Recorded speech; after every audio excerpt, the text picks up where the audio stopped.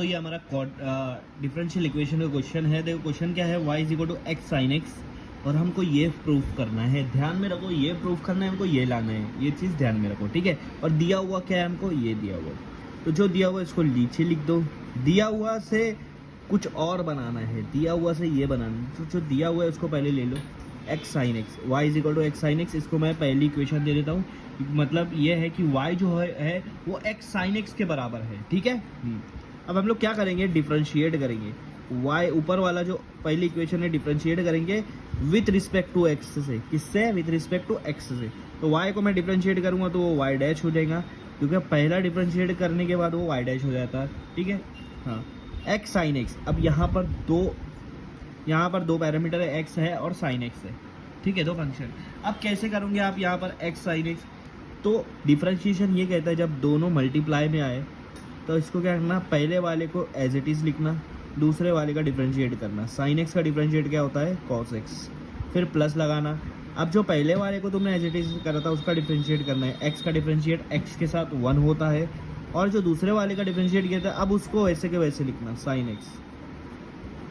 देखो पहले एक्स को वैसे के वैसे लिखा, साइन का डिफरेंशिएट कॉस एक्स आ गया, फिर प्लस दायरा, फिर x का डिफरेंशिएट 1 लाया और साइन x को वैसे के वैसे लिखा, दोनों के साथ इंसाफ किया हमने। तो y डैश आ जाएगा हमारा x cos x plus sine x।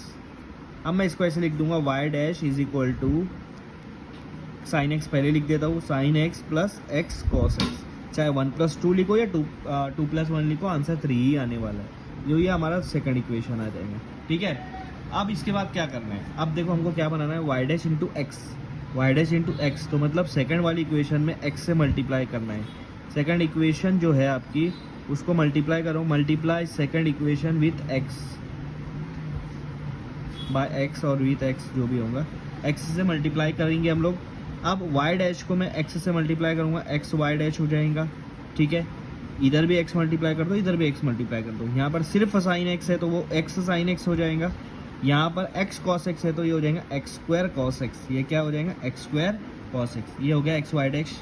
लेकिन देखो x y डैश ये है, लेकिन ये हमको मिला क्या, नहीं मिला, ठीक है। अब क्या करेंगे हम लोग, पहली वाली इक्वेशन में क्या था कि x साइन x है वो y के बराबर है, या तो y लिखो या तो x साइन x लिखो, दोनों बराबर होगा। तो यहाँ x साइन x है तो यहाँ मैं x साइन x की जगह पर लिख दूंगा y, क्योंकि वो y के बराबर है, ठीक है। यहाँ बच रहा आपका x square cos x।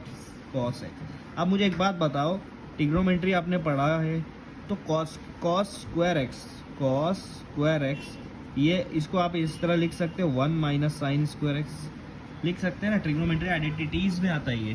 cos square x को आप लिख सकते हो 1 माइनस साइन स्क्वायर x, लेकिन यहाँ पर cos x है तो ये स्क्वायर को उधर लेके जाएंगे तो रूट हो जाएगा, तो cos x यहाँ पर आ जाएगा, इस हिसाब से root of 1 minus sine square x, ठीक है।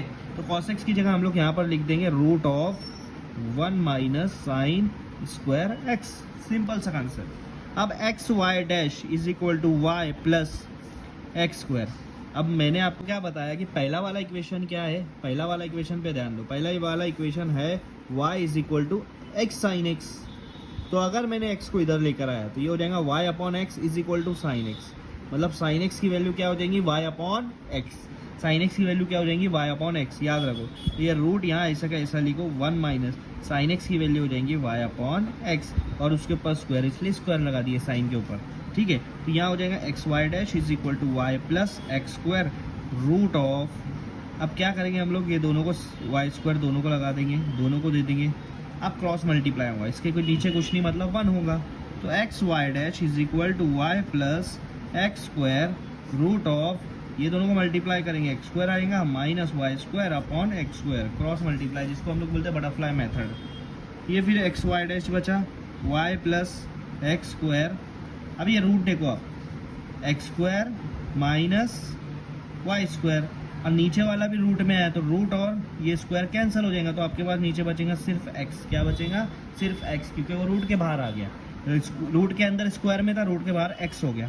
ये एक एक्स और ये एक एक्स कट गया, आपके पास बचा x y dash is equal to y plus एक एक्स यहाँ पर बचा रहेगा, और root of x square minus y square. अब आप देखो आपका ये प्रूफ हुआ कि नहीं हुआ, देखो सेम टू सेम वैसा क्या वैसा आ गया, और हमारा यहाँ पर क्वेश्चन सॉल्व हो गया।